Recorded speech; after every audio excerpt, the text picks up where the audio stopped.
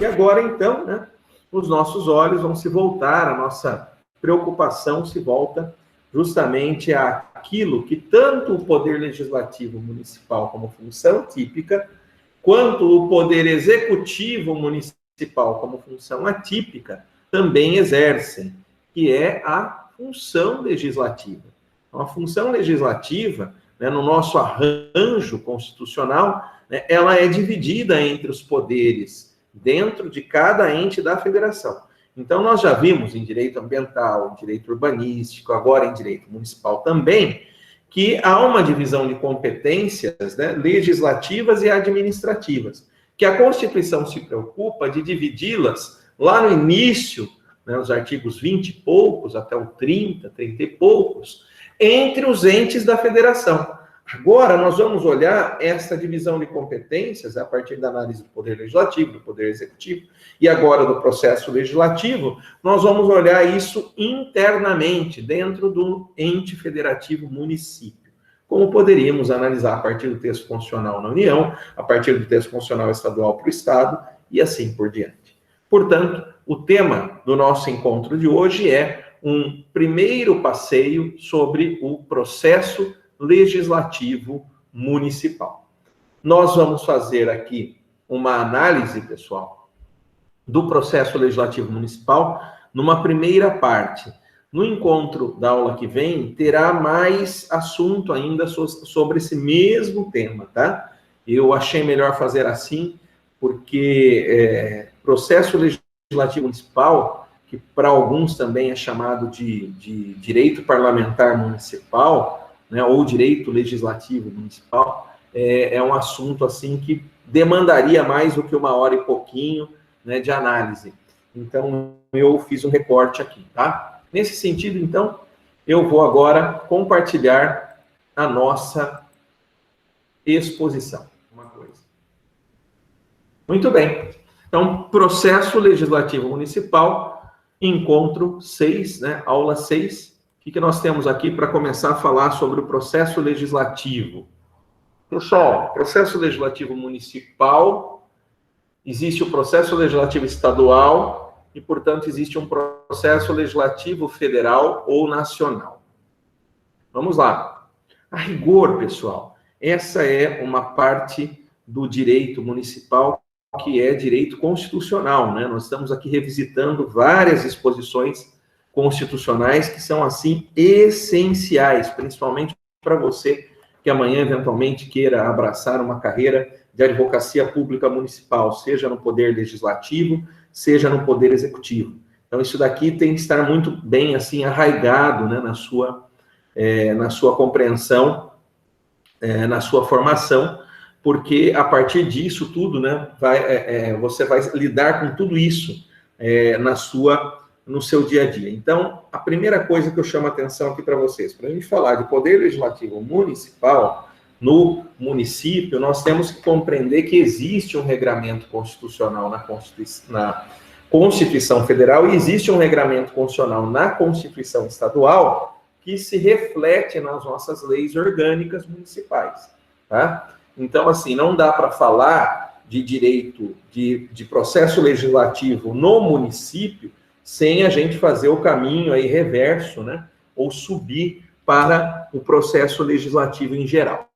Tá? Então, sobre o processo legislativo na Constituição Federal, o que nós podemos aí, basicamente, né, de forma pontual, bem cirúrgica, apresentar para relembrar, né? Porque isso tudo eu presumo que os senhores e senhoras já aprenderam em direito constitucional, né? Primeiramente, as atribuições do Congresso Nacional. Mas a própria Constituição Federal, ela se preocupa, a fim de bem disciplinar o processo legislativo federal e geral, vamos assim dizer, se preocupa, a partir do artigo 44 até o artigo 50, a disciplinar exatamente, né, o funcionamento aí das casas legislativas, né, e o faz aqui a partir do artigo 44, definindo o que é o Congresso Nacional. Como vocês sabem, é bicameral, né, a nossa União Federal é bicameral, e aí, né, por influência até do próprio direito inglês, né, constitucional inglês, em que nós sabemos que também há uma bicameralidade com a Câmara dos Lordes e a Câmara dos Comuns. Da mesma forma aqui, né, esse é um modelo reproduzido após a Revolução Americana nos Estados Unidos, né, também, com o Senado como representação dos estados e a Câmara dos Deputados, né, e aqui nós temos, portanto, esse modelo também reproduzido a partir da nossa proclamação da República, né, em que você tem aí a bicameralidade com a Câmara dos Deputados, a partir do artigo 51 da Constituição Federal, e o Senado Federal, artigo 52, em que aí você tem as atribuições de cada uma das câmaras, né? Depois, no artigo 53, na verdade, já passando, né?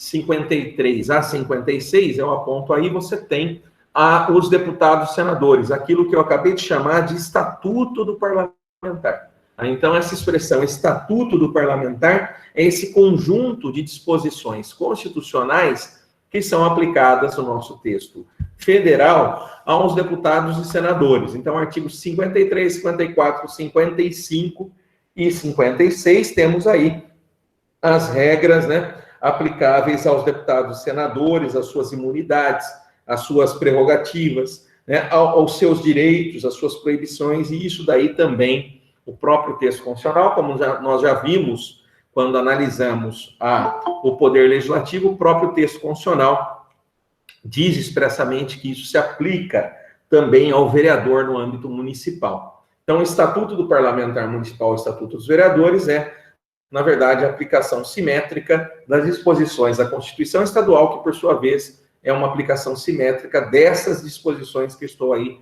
chamando a atenção entre artigos 53 e 56. No artigo 57 da Constituição Federal, o que nós temos, pessoal? Nós temos justamente a definição das reuniões, né? O que são as reuniões? E aí que nós temos aquele conceito que já exploramos no âmbito municipal, né? A diferença entre legislatura e sessão legislativa. Legislatura sendo aí a coincidência com o mandato, período de 4 anos, e sessão legislativa, o mandato de uma mesa diretora, que, a depender do município, conforme nós vimos já na aula própria, né, o Supremo Tribunal Federal entende que isso não é uma disposição simétrica, né? Então, a depender do município, pode ter uma lei orgânica dizendo que a sessão legislativa será de 1 ano, né, até 2 anos. Então, nós teríamos aí ou uma legislatura com 4 mesas diretoras, né, quando é a sessão legislativa de 1 ano, como ocorre aí no município de Ribeirão Preto, ou tantos outros municípios onde a sessão legislativa é de 2 anos, portanto, teríamos 2 mesas diretoras.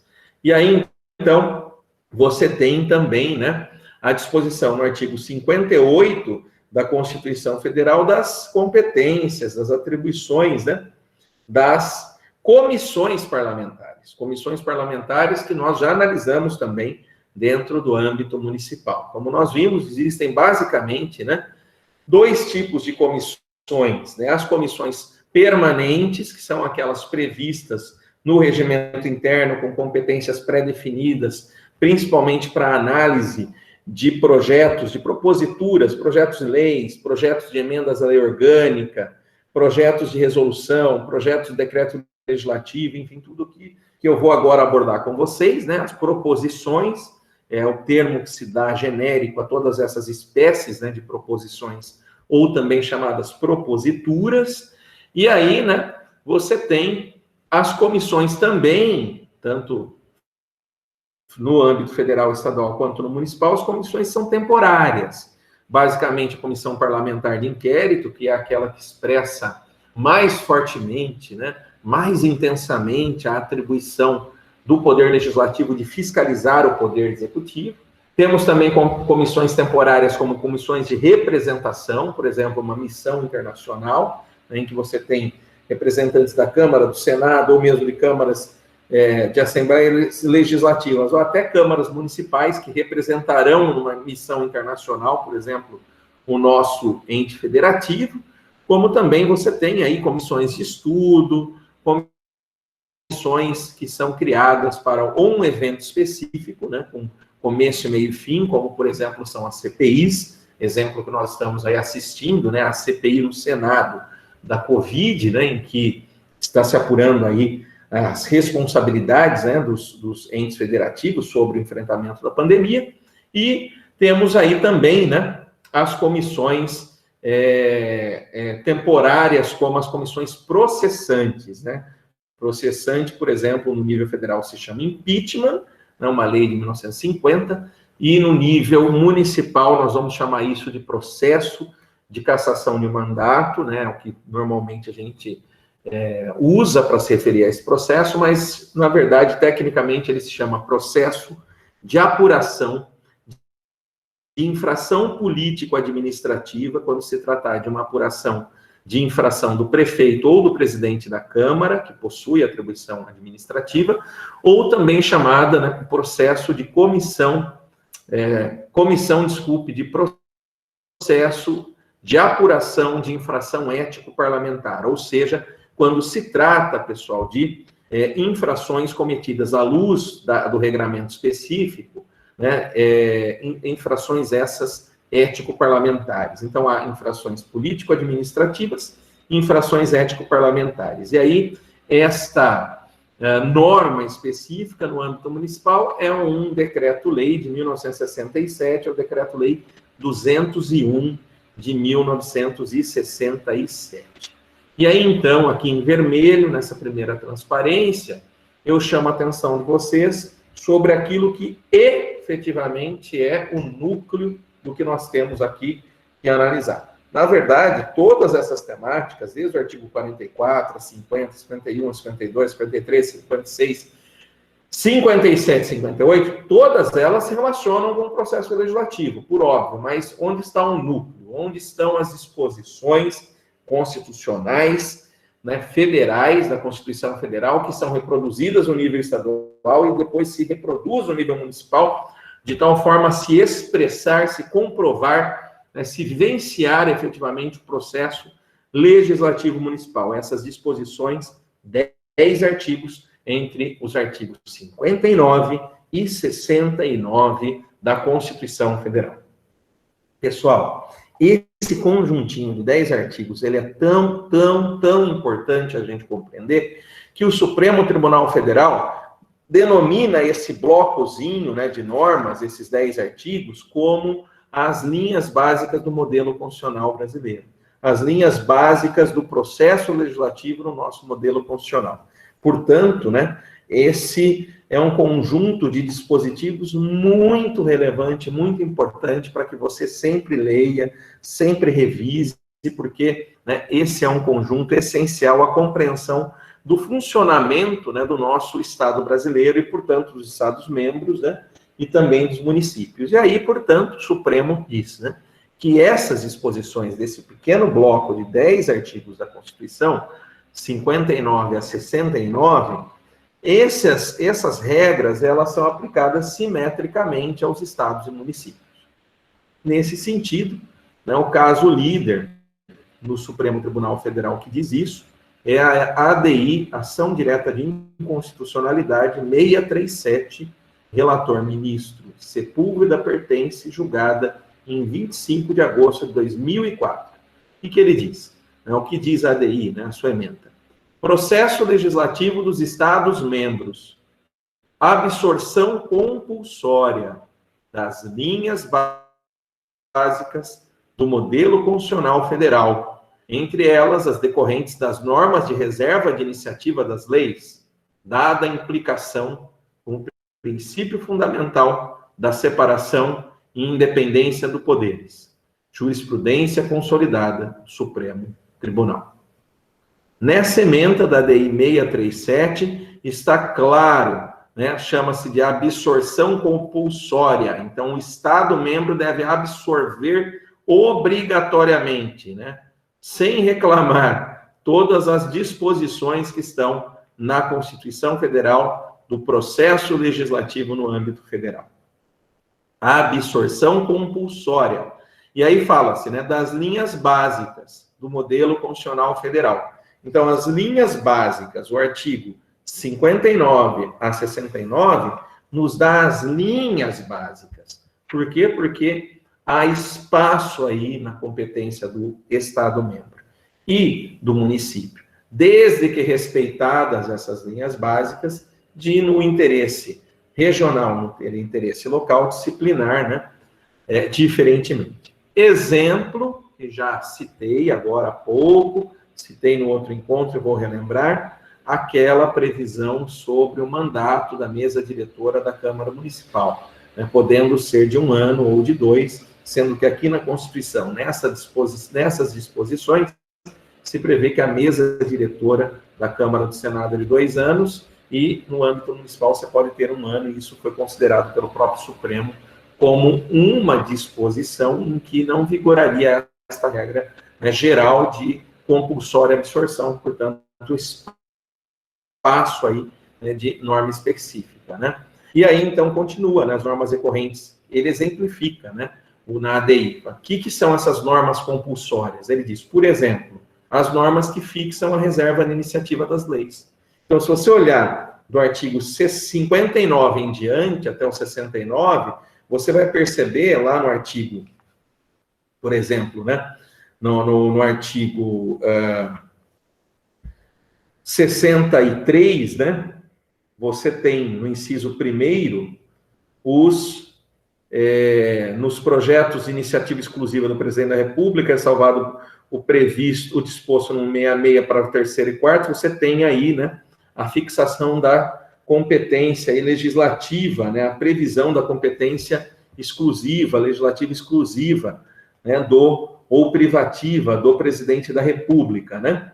E aí, então, você tem, né, uma regrinha que prevê, no 63 eu citei aqui aleatoriamente, que a gente já vai falar que é o poder emendador do parlamentar, mas a previsão de uma regra geral de processo legislativo de que o deputado e o senador não pode, num projeto de lei que vem do executivo, aumentar a despesa, né?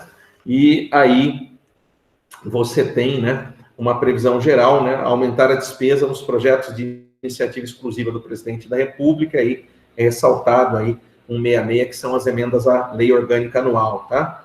Mas isso depois a gente vai revisar. Mas, de qualquer forma, você tem aqui o desenho, né, no artigo 59, das espécies de propositura, nós já vamos falar. Depois do 60, você tem aí toda a disposição sobre emendas à Constituição Federal, que tem um processo legislativo próprio, isso você precisa compreender, inclusive você tem no 60, né, as cláusulas pétreas, ou seja, aquilo que jamais será objeto de emenda constitucional, sob pena de se isolar na inconstitucionalidade. Vemos aí no 61 leis, né, a explicação toda sobre o processo legislativo de leis, e aí nós temos no 61 exatamente isso que é citado, a reserva de iniciativa de leis. O que é reserva de iniciativa do Executivo e o que é reserva de iniciativa do Legislativo? Resposta no nível federal, reserva de iniciativa legislativa do Executivo, pessoal, que está no artigo 61, parágrafo 1º da Constituição. Então, aí você tem uma série de disposições de matérias que devem partir no processo legislativo de uma proposta assinada pelo Presidente da República. Se partir do Legislativo, o que ocorrerá? Invasão de competência alheia, que é normalmente chamado na doutrina e jurisprudência de vício de competência. Vício de competência. Então, nós temos aí claramente, né, a definição nesta ADI da reserva, do respeito à reserva de iniciativa das leis, né? E aí, então, diz mais, né, a própria ADI, o próprio texto da emenda, que isso decorre da própria separação de poderes, ou seja, se você tem um poder desrespeitando a reserva de iniciativa de leis do outro, na prática você está desrespeitando a regra ou o princípio da separação dos poderes, né? Ou seja, você está interferindo indevidamente em outro poder, o que é proibido, né, pela regra geral da separação de poderes. Tudo bem? Então, aqui está claro, né?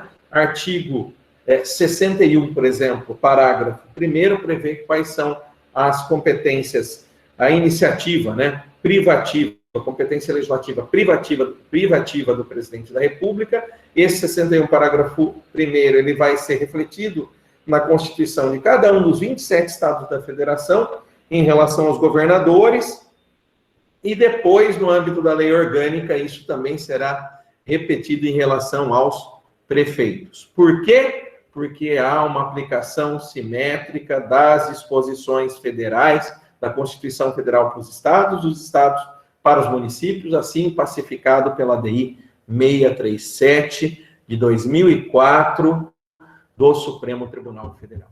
Vamos então continuar. Olha só a lógica, né? Como as coisas são lógicas. Se o modelo constitucional, com esses regramentos, com essas balizas, com essas normas que estão aí entre o artigo 59 e 69 da Constituição, são, por simetria, paralelismo, aplicados compulsoriamente, nas suas linhas gerais, aos estados e, por sua vez, aplicados aos municípios, que começa a se desenhar, né, em relação a essas regras do Supremo Tribunal Federal, né, a partir justamente do conflito, né, de poder entre os poderes, né, o conflito aí na divisão de poderes entre o Poder Executivo Federal e os poderes legislativos federais, né, Câmara dos Deputados e Senado Federal. Começa a se desenhar já jurisprudências do Supremo quanto ao que nós chamamos, né, de direito do parlamentar ao devido processo legislativo. Ora, se o Supremo está dizendo que do artigo 59 e 69 da Constituição, nós temos aí o desenho do próprio funcionamento dos poderes entre si, por óbvio, né, com divisão de competências, o que é reserva legislativa, privativa, exclusiva, legislativa de um e do outro, por óbvio, né, quando as regras do jogo político, as regras do jogo legislativo, as regras de processo legislativo, elas são desrespeitadas, o que vai acontecer? O deputado ou o senador vai atravessar a Praça dos Três Poderes e impetrar um mandado de segurança do Supremo Tribunal Federal. Se for no âmbito do Estado, né, Assembleia Legislativa, os deputados vão até o Tribunal de Justiça impetrar um mandado de segurança para que o regimento interno, para que a Constituição Estadual seja observada no seu devido processo legal. E, no âmbito municipal, o vereador também poderá impetrar um mandado de segurança para que o Poder Judiciário coloque o processo legislativo nos trilhos constitucionais, nas regras constitucionais. Então, isso pouca gente se atenta, tá? Isso é muito sutil, é muito de quem trabalha na área. Existe um princípio do devido processo legislativo, né? Devido processo legal, a gente já estudou como uma regra maior, né? No sentido de você ter as regras do processo, de qualquer processo estatal, seja ele judicial, com ampla defesa e contraditório, seja ele administrativo, com ampla defesa e contraditório, mas veja só, na produção do ato legislativo, nós temos um processo, um conjunto de atos, de regras do jogo, que estão previstas na Constituição Federal, reproduzidas simetricamente na Constituição Estadual e reproduzidas simetricamente na lei orgânica, que são de observância obrigatória. Então, na medida em que houver um distanciamento, um desvio dessas regras, surge o que para o parlamentar, seja ele vereador, deputado estadual, deputado federal, senador, o direito subjetivo ao devido processo legislativo. E isso nós encontramos, mais uma vez, numa outra jurisprudência do Supremo Tribunal Federal. Eu queria aqui chamar a atenção dos senhores e senhoras para o fato de que essa nossa matéria, ela é muito calcada, né, naquilo que o Supremo Tribunal Federal, enquanto corte, né, que analisa, né, a nossa Constituição, nos apresenta. Então, é importante vocês terem isso também em mente, né? Se amanhã você quiser atuar como procurador de Estado, ou mesmo advogado da União, procurador, na advocacia em geral, você compreender, né, buscar esses precedentes constitucionais que são analisados na realidade pelo Supremo Tribunal Federal. Então, tanto mais rica será a sua atuação, quanto mais você conhecer, né, dos precedentes, das discussões que são travadas no Supremo Tribunal Federal, tá bom? Então, esse é um conselho aqui de um velho marujo que eu passo para vocês que são aí mais novos, tá? Então, usem sempre, né, o boletim de informação do Supremo Tribunal Federal, acessem constantemente a página do Supremo Tribunal Federal, em todo o trabalho acadêmico que você for elaborar de qualquer assunto, né, se preocupe com como que o Supremo vê isso, né? Isso tem, todo assunto tem uma base constitucional. Então, qual é a base constitucional? E dessa base constitucional, esse assunto foi levado, né, ao Supremo. Obviamente, essas questões relativas ao processo legislativo é mais do que natural, né? O Supremo Tribunal Federal ser chamado a resolver esses conflitos. E aí, nesse sentido, né, o direito do parlamentar ao devido processo legislativo, nós temos aí no MS 24667, agravo regimental no MS 24667, ministro Carlos Veloso, julgado em 4 de dezembro de 2003, e também no MS 32033, falecido ministro Teori Zavascki, julgado em 20 de junho de 2013, nós temos aí a posição do STF, dizendo o seguinte: o STF admite a legitimidade do parlamentar. Olha só que interessante. E somente do parlamentar. Então, não é de outro, tá? É somente dele.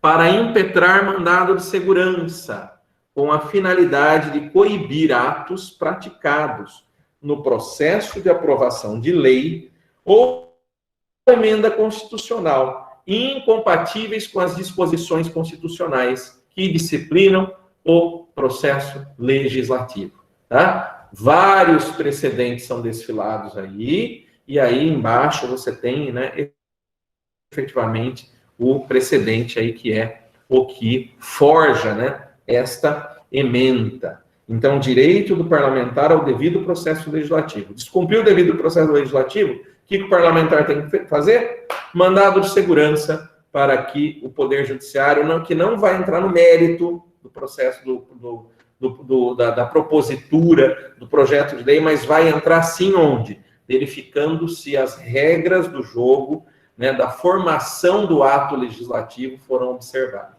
E onde estão essas regras, pessoal? No âmbito municipal, elas estão na lei orgânica e no regimento interno. Em grande medida, voltando para o slide anterior, reproduzindo as disposições gerais do modelo constitucional federal, artigos 59 a 69, não é? Em grande medida, reproduzindo essas disposições, tá bom? Então, segundo ponto aqui, se você tem regras gerais que são de observância obrigatória dos estados e dos municípios, obviamente essas regras são obrigatórias, essas regras vinculam, né, a própria formação do ato legislativo, da lei, em sentido amplo, e uma vez, então, essas regras do jogo desobedecidas, gerará ao próprio parlamentar, e diz a ementa, e somente o parlamentar, a impetrar o mandado de segurança para que o judiciário determine que o Poder Legislativo refaça o ato e, assim, né, obedeça as regras do jogo